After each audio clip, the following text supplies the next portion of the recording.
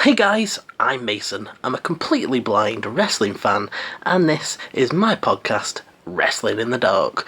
Today I'm here with my review for NXT Takeover Toronto 2, which happened last night. So if you're interested in hearing what Takeover was like for a blind wrestling fan, stick with me as I take a look through the show, and at the end I'll be crowning the first ever WITD Commentator of the night.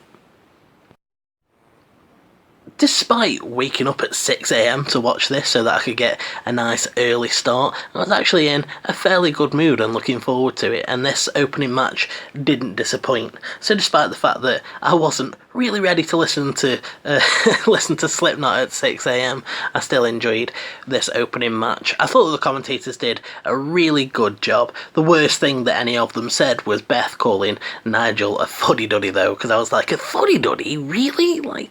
Really? And I was like really hoping Nigel would pick her up on it, and he did say, "Are you a grandma or what?" And I appreciated that. But other than that, I thought that the commentary did a really good job with this match. In the early moments when it was a little bit slower, there was a bit more trash talking going on, etc, etc. I felt that the commentary did a really good job of keeping me apprised of those early moments, especially with who was tagging in and out, which I really appreciate because I do get lost in tag team matches quite a lot, and I probably did get a little bit more lost with who was in and who was out towards the end of the match, but in those early moments it was really easy to keep on with. I like that the commentators pointed out that the Street Profits were coming into this having never defeated Undisputed Era before, which should have really let me know what the result of this match was going to be, but I was so convinced that we were going to get the Undisputed Era draped in gold thing that I just didn't even think about it. But it was a nice bit of information, and I really liked it.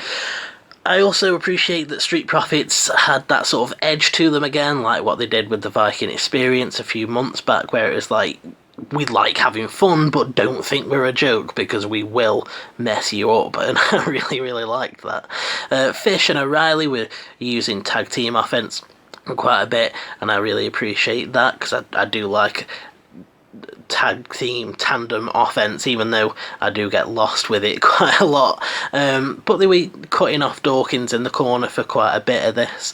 So I gave Morrow some points for pointing out that O'Reilly employed the full mount and he was using palm strikes to employ that ground and pound. Thought that was a really nice call. I'm glad that he said it. Would have really I'd have been a bit gutted if I'd have missed that, to be honest. I really like ground and pound and some striking offense, and I like how vicious Kyle O'Reilly can be, so I'm just really glad he pointed that out, so I gave him a point for that. I also gave him a couple of points for pointing out that Dawkins got the leg capture overhead belly to belly in tribute to Nigel McGuinness, and I thought that was a nice touch too, so I gave him some points for that.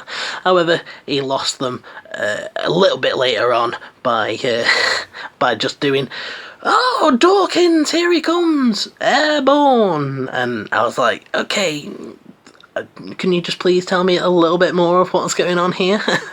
But so he lost some points for that. But those were only the real parts that stood out with the points. I did like a couple of the spots though. I liked either Ford or Dawkins, I can't remember which one now, getting crotched on the top rope after trying to send Fish flying. Fish hit a super exploder at one point, and O'Reilly followed up with like the knee to the back of the head and then locked in that Achilles lock, and I really thought that it was going to be. Other than that, there was a few other spots. I think at one point Dawkins went for the people's elbow, and that was pretty cool, but it got some major heat when he stopped it.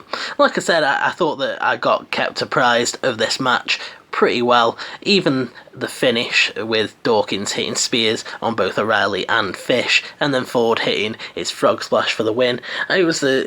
It's sometimes commentary can really let you down with those closing moments of the match because they'll be so excited with what's going on they just won't even remember to tell you. But it was really crisp and clear, and I really appreciated that. There was so many cool spots in this match that I've got in my notes, but I'm not really saying because it's hard when you're doing these because you don't know what's going to come later in the match. So you write something down, like, I don't know, say I'll make the notes that Dawkins was doing arm drags early in the match and got a drop kick, and yeah, okay, I brought it up now, but only because I am making the point that I don't really need to tell you that because you've probably seen it or you've heard it from other podcasts, and so I'll write that down, not knowing, you know, there's going to be more important things. But I think that I've given a good rundown of how well the commentary did for me, and that's what I'm sort of trying to focus on. But yeah, to my surprise, Nigel didn't end up with any points from this match, and neither did Beth. So Morrow would have come out with 10 points if he hadn't have just done the Dawkins going airborne thing. And so in the end, Morrow comes out with 5 points and pulls ahead in the race for commentator of the night. I really, really enjoyed this match. Thought it was a solid way to start off TakeOver, and I gave it a 4+ out of 6. Talk about an absolute barn burner of a match. The second match of the night was Io Shirai and Candice LeRae, and this was a grudge match that was very, very good. I really enjoyed it. There was a fantastic video package at the beginning documenting Io's heel turn as she tries to become women's champion time and time again, and then Candice is backing her up, and eventually she turns on Candice, and all of that good stuff that's happened with this feud really gets you invested before the match has even started, gets you on Candice's side, and it worked really, really well in my opinion. This one was just another good match that the commentary did really, really outstanding work for, in my opinion. Again, I never felt lost, and I feel like this is the sort of match where I could easily have been lost quite a lot. So Candice wasn't wasting any time at the start of the match, and she went straight after Io on the outside. They were brawling. Then she tried for a sunset flip, but it didn't pay off for her, and Io eventually got the upper hand and attempted to suplex Candice through the announce table, which I assume no-sold Candice and didn't break. Candice wasn't stirring after that and managed to get into the ring by 8, but was immediately mugged by Io, who got the full mount. I thought that was a really, really nice high-intensity way to start the match, and I thought that was really cool. Again, Beth got some points early in the match by pointing out that Io was gloating after every move that she did, and I thought that was just a really nice character thing to point out from Beth, and I really, really appreciated that. Same. One of the things that I like with Beth is that she really focuses on that physicality, and I really like that. She got another point later on in the match for pointing out that Candice was clutching at her neck and her shoulder and trying to shake off that right hand, and I really like that too, because that sort of thing really shows you what a physical toll it's having on the competitors. So Beth picks up 10 points for those two little calls that are just so simple that it's unbelievable that sometimes they don't give you that level of detail, because it's, like I said, it's really simple and it really helps with the match. Io hit a running air raid siren at one point, and that was awesome. She tried for the 619 at some point, which Morrow was calling the Tiger Feet, which I didn't even know what that was until I watched AEW, so I'm not sure whether you've ever said that, Morrow. And if he hasn't called it Tiger Feet before, then you're definitely trying to compete with AEW there. But don't get me wrong, I actually think that this was probably like an AEW level match for the women. This one was really, really good. Candice was just really, really going for it and really taking it to Io, and I really liked that. At one point, this is where Nigel picks up a couple of points.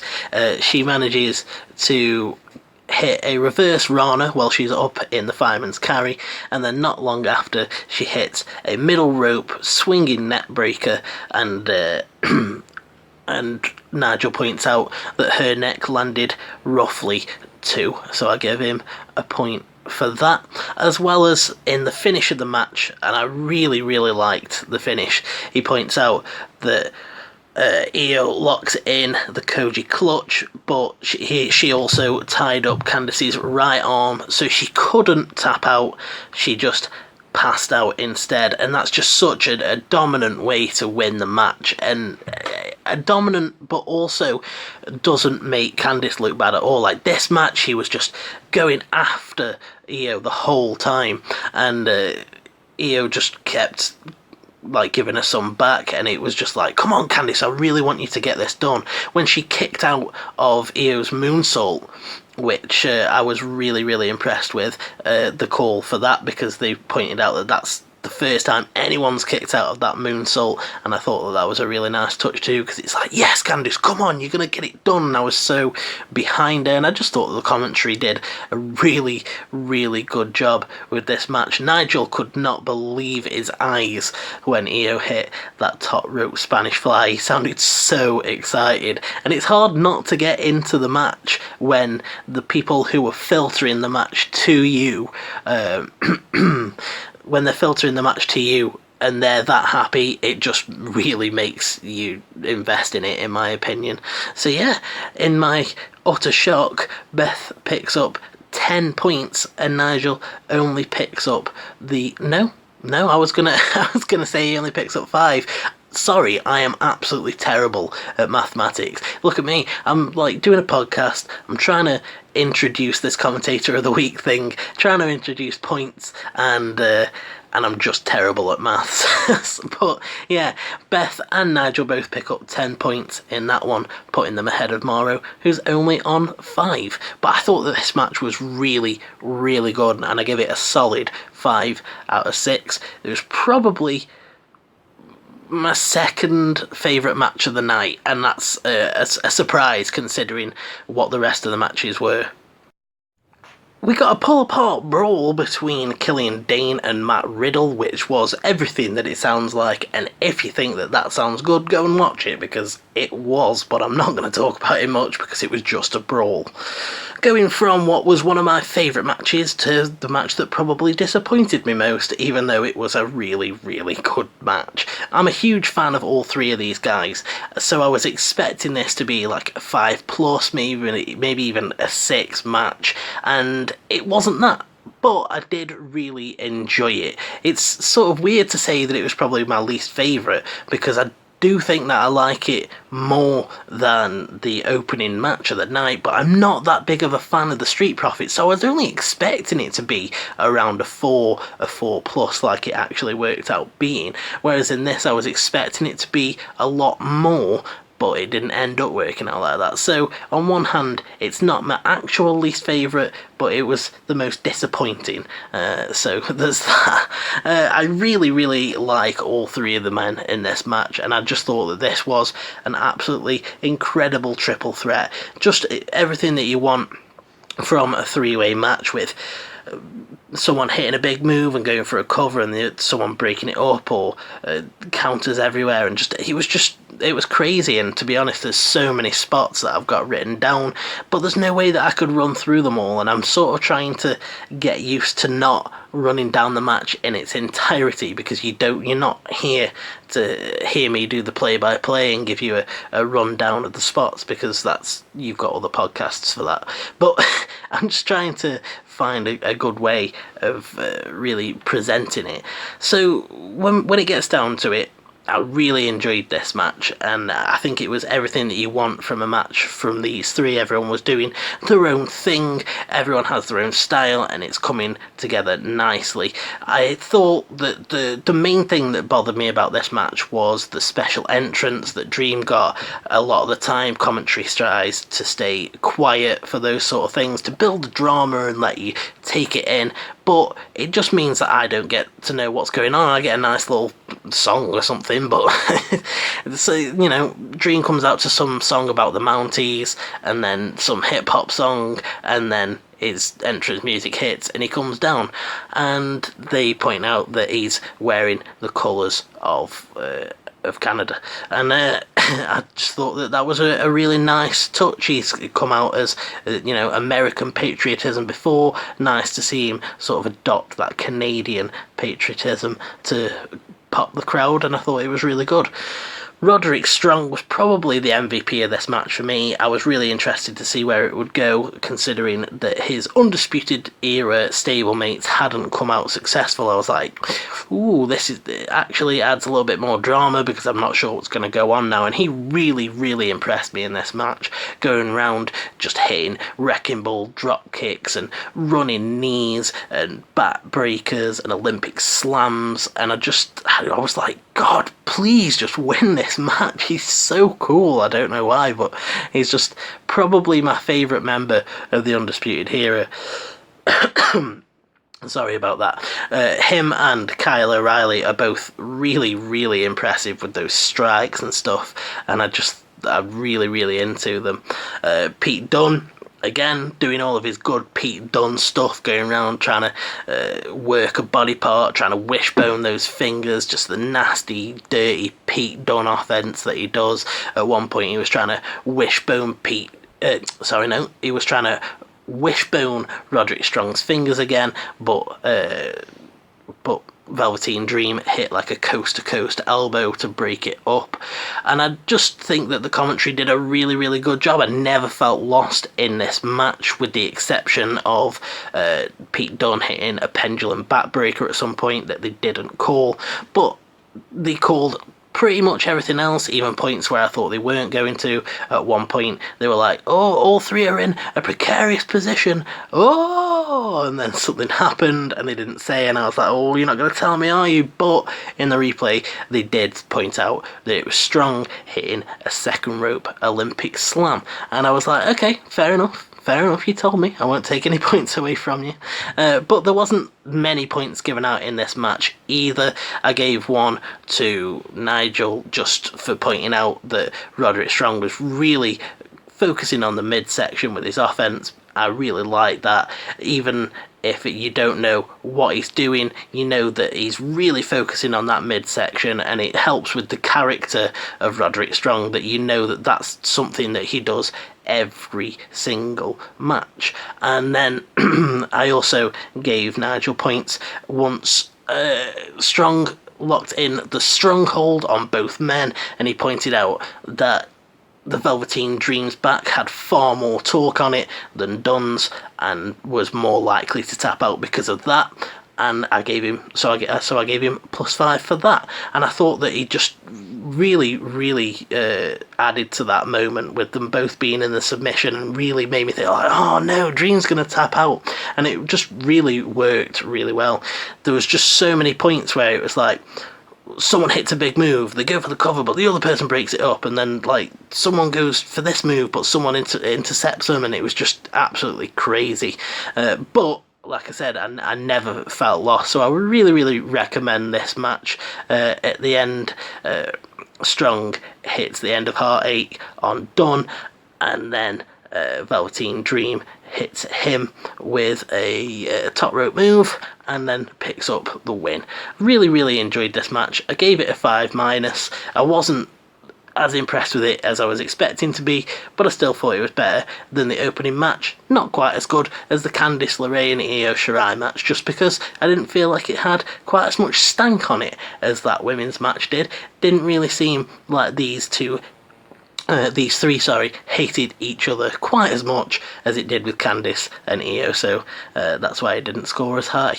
But yeah, really, really recommend this match. Really thought the commentary did a great job, and I couldn't recommend it more. The NXT Women's Championship match was next. It's Mia Yim versus Shayna Baszler.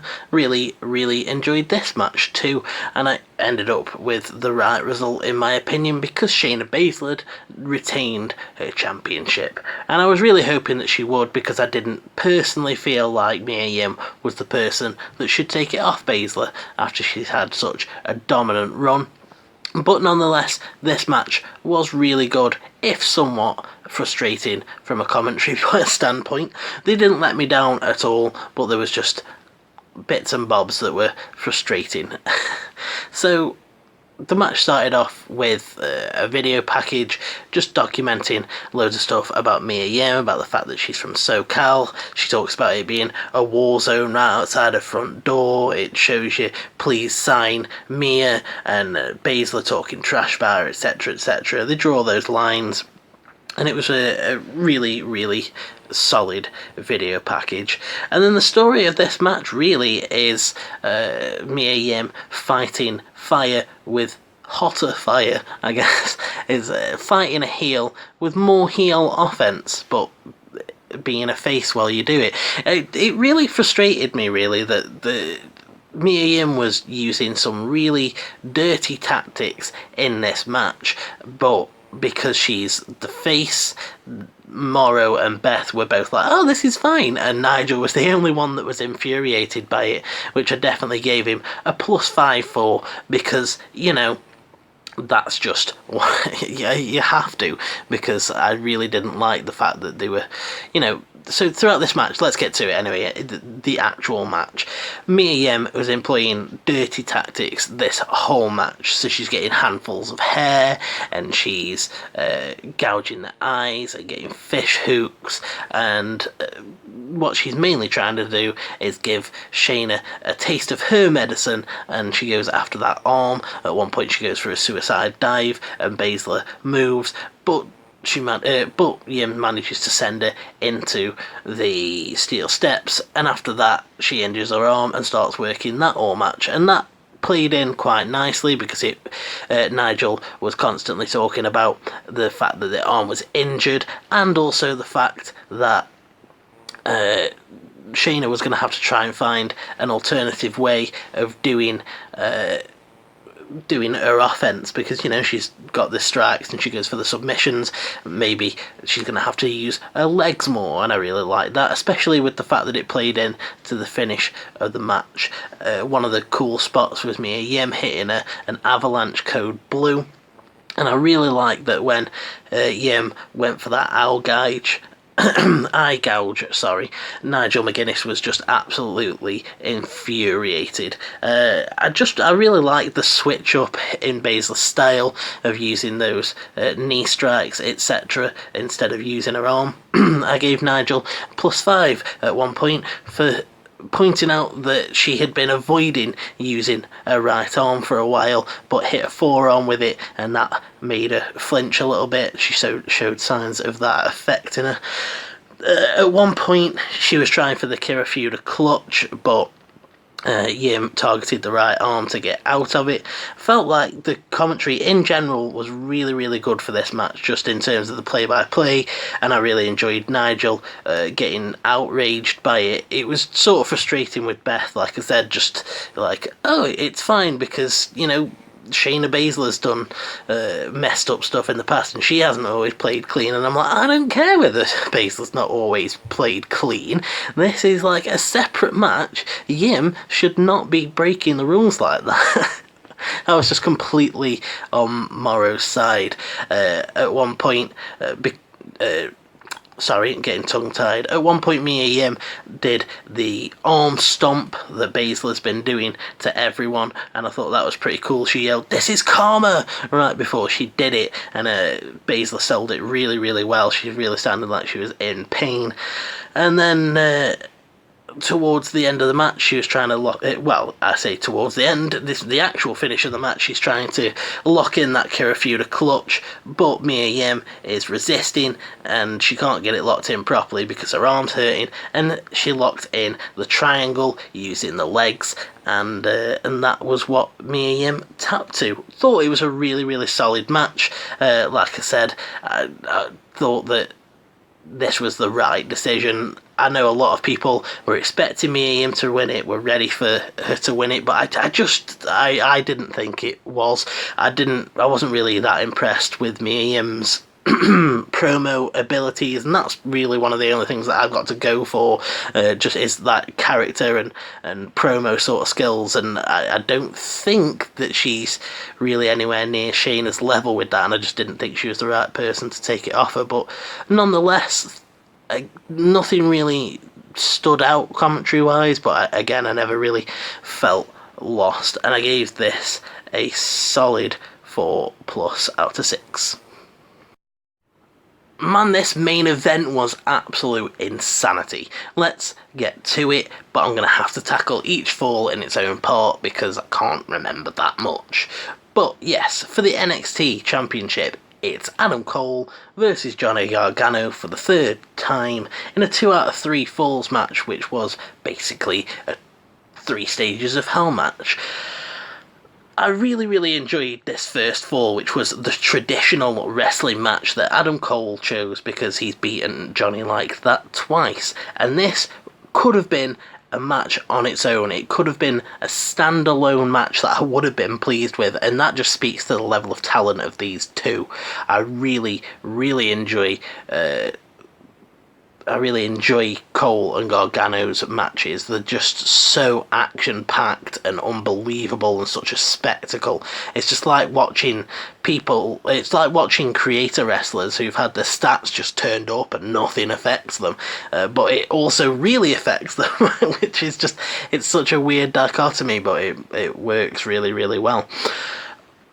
In the early moments of the match, it was so fast-paced and equally matched. Both men know each other so well. They were throwing moves and countering and etc, but I never felt lost, and even though I could never run down all of the spots, all of the moves that happened, I never felt lost. So I have to give Morrow +5 for that one, because I do underestimate sometimes how good of a play-by-play guy he is, and then we get a match like this where I could have easily been lost when it comes to other commentators, but he kept me perfectly apprised of those early moments.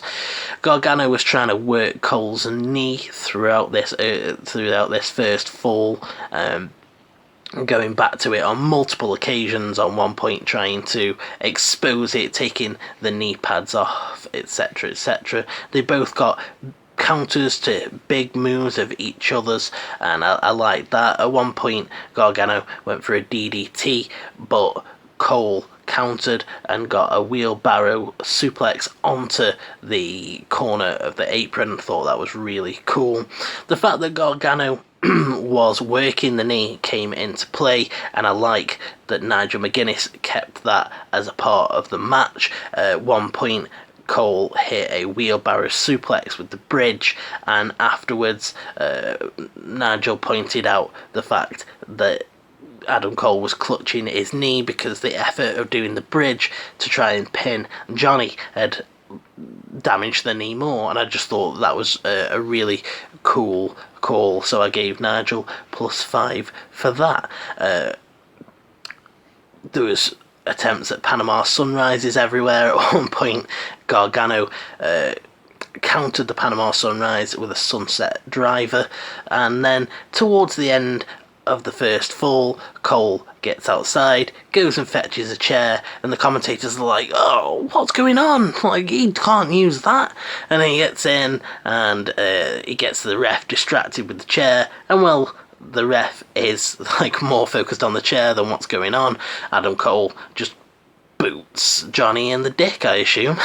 He goes low, gives him a low blow, and the commentators are putting over how much of a either evil or clever move, depending on whose side you're on.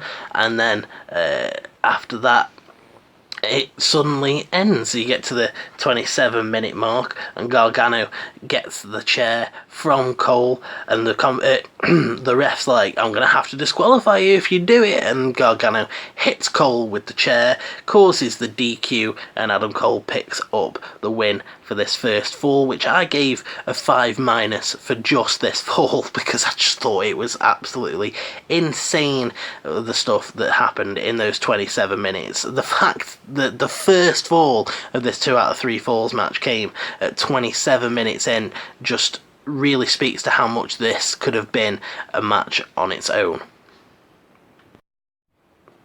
From that moment on, it just went insane. Like, these next 2 falls were just insanity, and the street fight part of the match was really, really good.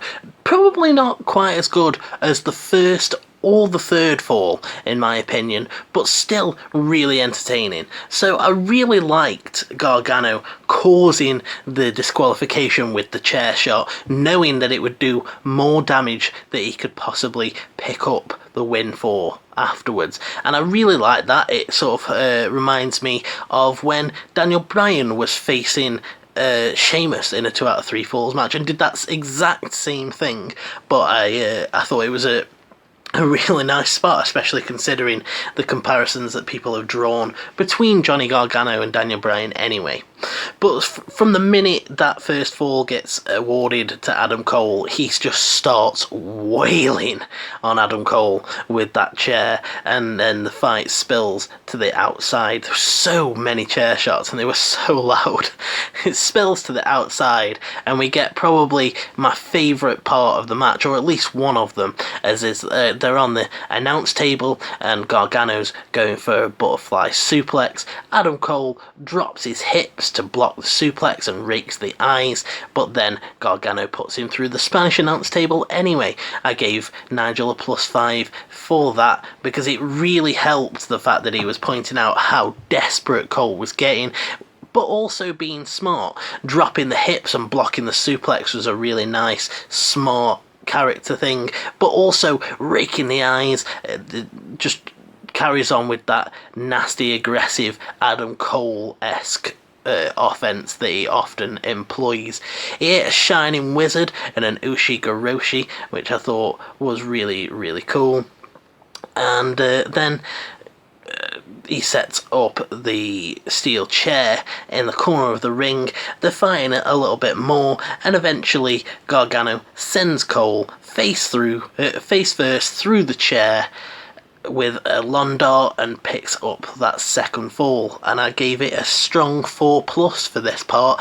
Like I said, I thought it was really, really good, but I just didn't think it was quite as good as the other 2 falls. But that call with Nigel with the announce table spot was just really, really impressive. I really liked it, and it really drew me into the match. And finally we get the third fall, which is an Ambrose Asylum match. Obviously they didn't call it that, but that's basically what it was. It's a steel cage with weapons attached to the inside, which is what the Ambrose Asylum was. But this was done far better. Even as a huge Ambrose and Jericho fan, I will admit that this was far, far better. This was insanity. So it comes down. The crowd are chanting, "Thank you, Regal," and ECW, and the commentators are just talking about how absolutely horrifying it looks with the barbed wire up around the outside to stop them from escaping. They announce that it's the only way to win this match is by pinfall or submission because escape is not possible. And then they list off all the weapons that are around the outside, including fire extinguishers and chairs and barbed wire and handcuffs and knuckle dusters and tables and chairs and just all sorts. I was like, man, this is going to go absolutely crazy, and it did. One of the things that I really like about Johnny Gargano is that he is not a pure face. He's not the good guy. He will do what it takes to try and win the championship, even if it means he has to do some messed up stuff. And he goes into this mode where it's like, I will do anything to win. This guy has got in my way for too long. Him and his friends have done my head in, and now I'm just gonna mess him up. And he was going for the sledgehammer that was in there quite a lot, as well as constantly teasing getting the barbed wire. At one point he cut the barbed wire away and was threatening to use that on on Cole. Both men, to start off this first fall, were going absolutely crazy with the kendo sticks, just levelling each other with it before they hit a double super kick. At one point Cole went for the last shot and Gargano countered, and Cole's knee went into a chair. Johnny Gargano then used the kendo stick to secure the knee in with the Gargano escape, but Cole bit his way out, and I really like that. Again, Cole has this vicious, nasty, desperate side to him, and it really makes it seem like these guys just hate each other, and they're willing to throw everything and take everything from each other in order to win that NXT Championship, and it makes it feel so much more important. The commentary did an incredibly good job with this, and I have to give +5 to Nigel for how horrified he was throughout this match, of just like, please stop this now, oh god, it has to end at some point. And I just thought that he sold this really well with the drama and the horror of this third fall, just really put it over. Gargano kicked out of 2 Panama Sunrises. He hit an avalanche Canadian destroyer, which I was like, that's got to be over. Like, the stuff that these two hit with each other is just absolute insanity. Like, the level of offense that they use against each other, the stuff that they give and take, is just absolute insanity. And then after Gargano has used the pliers to cut away the barbed wire, Cole gets up on top of the cage, trying to escape him. Gargano chases him up there, and they both go off and through a table, and Cole manages to just roll over onto Gargano and pick up that win. And I thought that was really cool. The only thing that was sort of annoying is you get quite a lot of reaction before they let you know what was going on. So it's like, Mama effing Mia! And then just that quite a few times, and replays, and in truth, they never actually said what happened. I don't think it really matters, though, because, you know, yeah, fine, it'd be cool knowing whether it was a suplex or a friggin' brain buster or something like that, but at the same time, the point is that they both went off the top of the cage, and they both went through the table. They really put over how tall that cage was as well.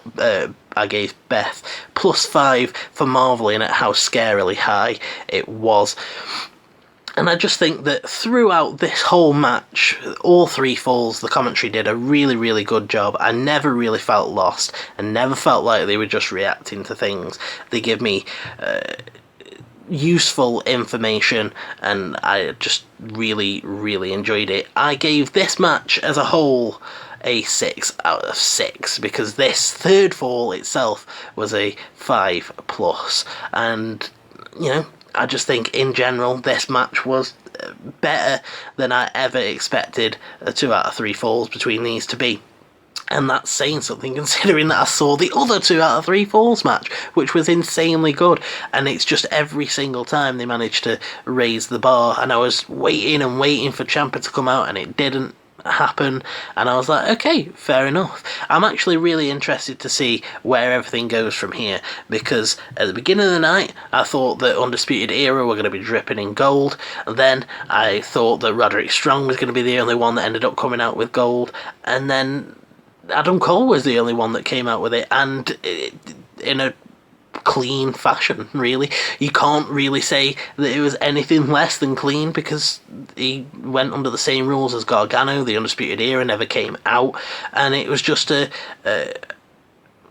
was one of those things where one of them was going to hit a big move and manage to get the cover, and it didn't even really come down to that. It come down to Cole having the ring awareness to just roll over on top of Gargano after that huge spot, and I think that it just made both men look absolutely great. I loved this match. It was really good.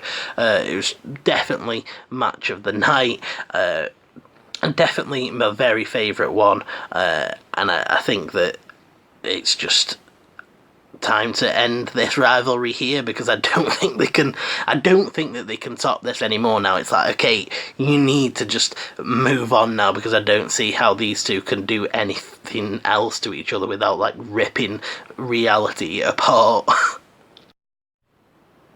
So all in all, I enjoyed this pay-per-view quite a lot.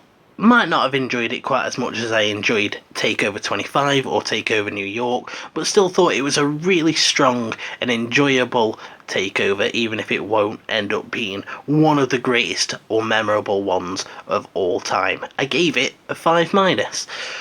Now getting to the commentator of the night, I think you all know where this is going, but Beth clocks in with 10, Morrow clocks in with 15, and Nigel pulls ahead by far and wins the very first WITD Commentator of the Night with 30 points, which I have to give it to Pro Wrestling Fandom. You actually guessed that that was going to be the number, so well done. That actually worked out really well.